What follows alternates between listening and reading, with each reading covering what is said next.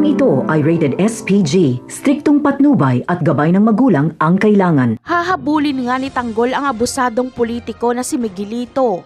Tuturuan niya ito ng leksyon dahil naghahari-harian ito sa daan. Kahit gaano pa ka-big time itong si Miguelito Guerrero ay nakahanap siya ng katapat dahil masusukol siya ni Tanggol at magkakatutukan ng baril.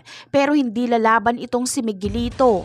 Magmamadali kasi siya dahil may meeting sila ng kanyang pamilya para pag-usapan kung sino ang tatakbo bilang mayor sa parating na eleksyon. Sa kabilang eksena naman ay mapapahiya lang si Rigor sa pagpunta niya sa presinto. Walang maniniwala sa kanya na buhay pa si Ramon. Ayon kay Colonel ay maniniwala lang siya kay Rigor kapag makita niya mismo si Ramon. Nasumbatan pa nga si Rigor dahil siya ang nagsabi noon na napatay niya si Ramon tapos ngayon ay sasabihin niya na buhay pa pala ito.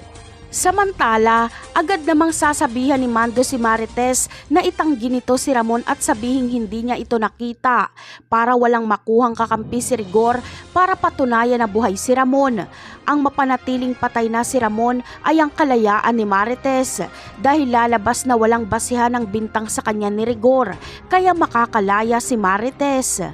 Habang si Rigor naman ay uuwi ng San Dimas at maghahanap ng titistigo na nakita nila si Ramon at Tanggol.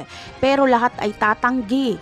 Pagtatakpan nila si Ramon at Tanggol, mapapaaway na naman si Rigor dahil sasabihan siya ng mga taga San Dimas na si Rigor daw umano ang dapat makulong o mamatay dahil salot ito sa kanilang lugar. Walang makuhang kakampi si Rigor.